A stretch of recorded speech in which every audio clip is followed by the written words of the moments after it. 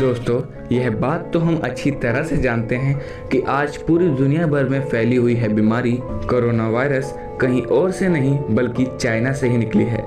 हालांकि यह बात अलग है कि चाइना यह बात कभी नहीं मानेगा कि यह महामारी उसी की ही देन है।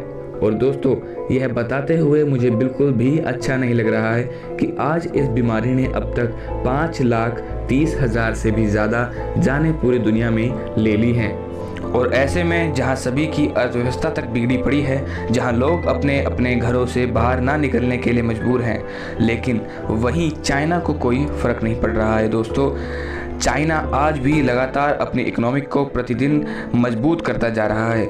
बस एकलौता चाइना ही है जिसका आज भी ट्रेड सरप्लस में है, जहां वह कोरोना वायरस का फ़ायदा उठाकर पूरी दुनिया भर में मास्क और पीपी किट को अच्छे दामों में बेच रहा है। और यही नहीं, बल्कि जो देश इस बीमारी से लड़ने में सक्षम नहीं है, उन्हें भारी मात्रा में पैसे भी भेज रहा है। और दोस्तों, चाइना की इस चाल से तो हम सब वाकिफ़ हैं कि चाइना हमेशा से ही कमज़ोर देशों को भारी मात्रा में पैसे उधार देकर और लोन की रिकवरी ना होने पर वह उस देश की कोई भी चीज़ या फिर जगह अपनी मनमर्जी से ले लेता है।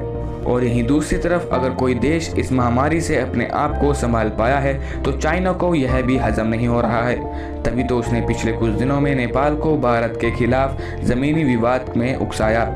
और दोस्तों, हद तो तब हो गई जब उसने रात के अंधेरे में आकर धोखे से हमारे देश के वीर सिपाहियों को LAC पर मार दिया।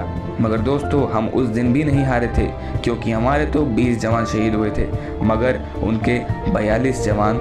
दोस्तों, ऐसे में जब देश का कोई भी जवान शहीद होता है तो कहीं ना कहीं उसके जिम्मेदार हम लोग ही होते हैं। जी हाँ दोस्तों, हम ऐसा इसलिए बोल रहे हैं क्योंकि जिस हिसाब से हम लोग चाइना की प्रोडक्ट खरीद कर चाइना की अर्थव्यवस्था को मजबूत करने में लगे हुए हैं, दरअसल चाइना ने मार्केट में ऐसी मोनोपोली क्रिएट करी हुई है कि हर 5 प्रोडक्ट में से 3 या 4 प्रोडक्ट तो मेड इन चाइना ही होते हैं। आज चाइना लार्जेस्ट एक्सपोर्टर कंट्री बन चुकी है और इसमें भी कोई दो राय नहीं है कि उसकी पकड़ IP और सॉफ्टवेयर फील्ड में बहुत अच्छी है।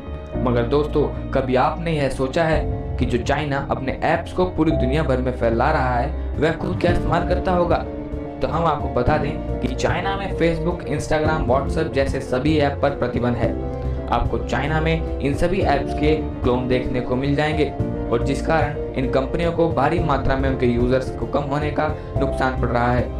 और चाइना का इन ऐप्स को ना इस्तेमाल करना, इसके पीछे भी चाइना की बहुत बड़ी रणनीति है। और दोस्तों, यह बात तो आज हम लोगों को पता भी है कि चाइना हमारे डाटा को किस तरह से मैनिपुलेट कर रहा है। और आज जिस कारण भारत सरकार को आगे आकर इन ऐप्स पर प्रतिबंध लगाना पड़ा। और दोस्तों, अब वह समय आ गया है कि हमें चाइनीज़ प्रोडक्ट का अपने देश से बहिष्कार करना होगा। हालांकि यह बहुत मुश्किल है, पर अगर हम ऐसा कर पाएं तो आगे कोई भी देश हमारी ज़मीन पर पैर तो क्या अपनी गलत नज़रें भी नहीं डाल सकता। दोस्तों, भारत सरकार अपने स्तर पर चाइना के खिलाफ मुहिम चला रही है और हमें एक सच्चा देशभक्त होने के नाते हमें मिलकर आगे आना होगा और चाइनीज़ प्रोडक्ट का बहिष्कार करना होगा। अब बस हमें यह ध्यान रखना है कि आज से हम जो भी खरीदें वह हो सके तो मेड इन इंडिया हो, जिससे देश का पैसा देश में ही रह सके और देश के काम आ सके। दोस्तों, आखिर में मैं बस इतना ही कहूँगा कि जय हिंद, जय भारत। तो दोस्तों, अगर आपको हमारी वीडियो अच्छी लगे तो लाइक, सब्सक्राइब और शेयर जरूर कर देना और घंटी बजाना बिल्कुल मत भूलना वीडियो में। तब तक के लिए टेक केयर, जय हिंद।